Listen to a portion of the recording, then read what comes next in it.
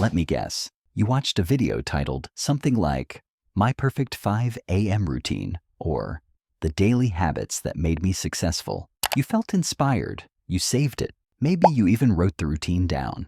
And then you tried it for one day, maybe two. And by day 3, you felt behind, tired, and low-key, like something was wrong with you. I know that feeling, because I used to think, if I just copy what successful people do, eventually I'll become one. But instead of becoming successful, I just became exhausted. And today, I want to explain why copying other people's routines is secretly holding you back and what to do instead. Here's the cycle most students are stuck in. You're stressed from school. You're procrastinating. You feel behind compared to everyone else. So, you look for structure. You go on YouTube. You search for productive routine. And you see people waking up at 5 a.m., journaling, reading, working out, building businesses, meditating. And you think, okay, this is it. This is what disciplined people do. But what they don't show you is the days they wake up exhausted, the mental load of school deadlines, the random exams, group projects, part-time jobs, or the burnout that comes from trying to do everything perfectly. So when you fail to keep up, you don't blame the routine, you blame yourself. And that's the real problem. But here's the thing no one tells you.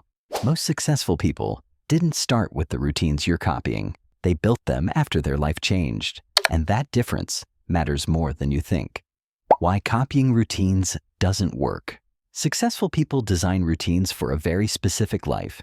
They usually have control over their schedule, fewer unpredictable obligations, more autonomy, and years of momentum behind them. You, on the other hand, might be running on 6 hours of sleep, juggling classes and deadlines, fighting procrastination, and constantly feeling like you're behind. So, when you copy their routine, you're not lacking discipline. You're trying to run software that wasn't built for your system, and that's why it keeps crashing. The truth is, routines aren't about discipline. They're about fit. Once I realized that, everything changed. Not because I became more motivated, but because I stopped building routines for a version of me that didn't exist. Step 1. Stop building a fantasy version of yourself. Most routines fail before they even start. Why? Because they're built for a fantasy version of you.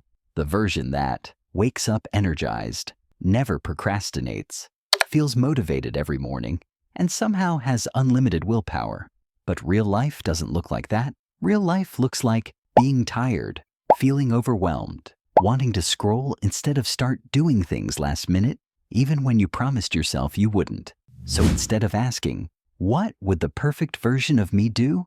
Ask this. What does my worst version of me need? When I'm tired, what helps me start? When I procrastinate, what reduces friction? When I feel overwhelmed, what's the smallest step forward? Your routine should catch you on bad days, not punish you for having them. Step 2. Build your routine around one core. Here's a mistake almost everyone makes. They try to change their entire life at once. Wake up earlier, eat better, work out, study more, journal, meditate, and then they burn out in a week. Instead, do this. Pick one non-negotiable daily win. Just one? For students, this could be 60 to 90 minutes of focused study, starting assignments earlier than usual, one deep work block before distractions. This is your anchor. If you do this one thing, the day counts.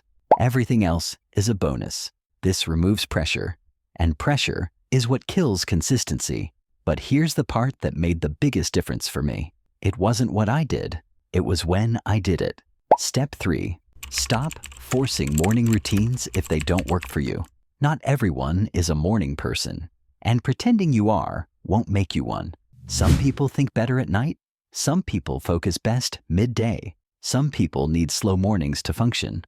But productivity culture tells you, if you don't wake up early, you're lazy. That's not discipline. That's ignoring biology. Instead of building routines around the clock, build them around your energy. Ask yourself, when does my brain feel sharpest? When do I naturally focus better? When do I feel most resistant? Your routine should work with your energy, not fight it. Step 4. Lower the bar so you can show up daily. This is where most routines quietly die. People expect perfection. They miss one day, then think, What's the point? Then quit completely. So here's a rule that saved me. Make your routine easy enough that you can't fail. Bad days still count. Short sessions still count. Messy progress still counts. If all you do is open the textbook, review notes for 10 minutes, or start the assignment instead of finishing it, that's a win. Consistency beats intensity every time. So stop copying routines from people living a completely different life. Instead, build for your reality, not your fantasy self. Anchor your day to one meaningful habit. Follow your energy, not the clock, and lower the bar so you can show up daily. You don't need a successful person's routine. You need your own, one that fits your life right now. Because when your routine actually works for you, that's when things finally start to change. Slowly, quietly, but for real.